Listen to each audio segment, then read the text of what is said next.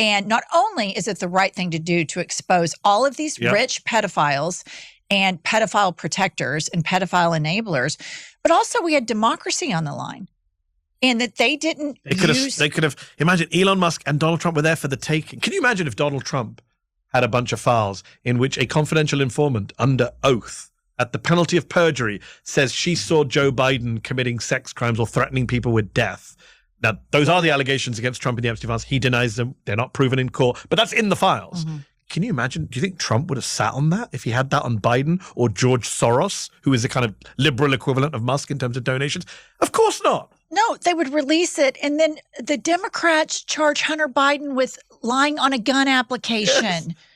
No, but they showed how independent they were. And right. And so this is where I'm like, this is why people don't like Democrats. The Democrats are constantly going, how can we talk to Republicans? Yes. And it's like, change your attitude. Your attitude needs to be, how can we beat Republicans? Yes. That needs to be your driving force. People say to me, talk to them. People say to me the Bidens and the Democrats didn't release the files because of Bill Clinton. I actually wish that were the case, because that would actually show that they're like cynical realpolitik operators. I don't think it's because of Bill Clinton. I actually think it's because of we need to be better than this. Integrity politics. We got to leave that. I think Merrick Garland, I've never said he was a bad person as a human being, but he was clearly the wrong person for that job in that time. And he was and he was a dereliction of duty, because we needed an attorney general who was going to prosecute Trump from day one. We needed an attorney general who was going to do something about the Epstein files. I hate to say it, but the Republicans are right when they say you had these files for years and you didn't release them, you hypocrites. They're right about that, unfortunately. Well, and there's a link between the Epstein files and January 6th. And the through line is this: elites get away with everything. Biden's DOJ, Merrick Garland, charged the low-level white trash, redneck people that were shitting in the Capitol and breaking windows and beating up cops. These are not rich people. These are people that rich people paid to get them there. Yes. And the same thing with the Epstein files. These rich people, whether you have a Democratic DOJ or a Republican DOJ, there is a lot of truth that when people say, well, what's the difference in between the two parties? It used to piss me off as somebody who lived in an abortion ban in Oklahoma.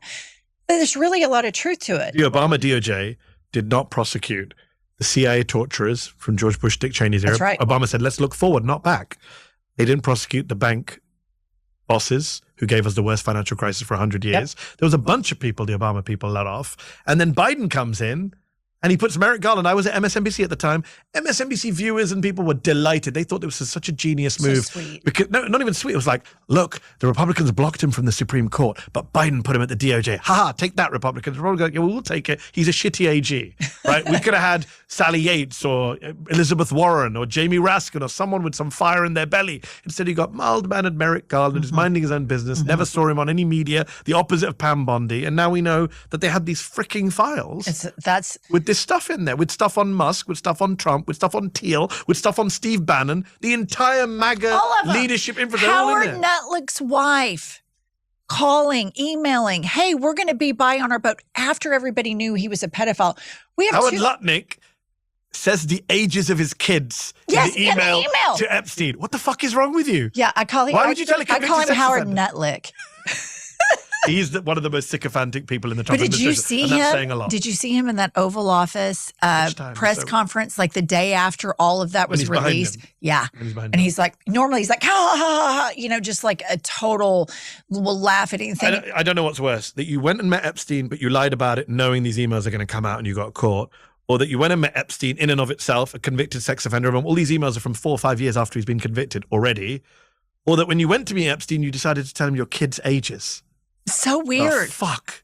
These people are weird. But so weird. But despite being mad at the Democrats again, when I set that aside, the compromising information on that Epstein has with Israel and that he has with Russia, and my lingering question all of this time back when I watched Filthy Rich, the documentary, how does he have all this money? How does he have all this money? Well, now I know how he has all this money. He blackmailed everybody.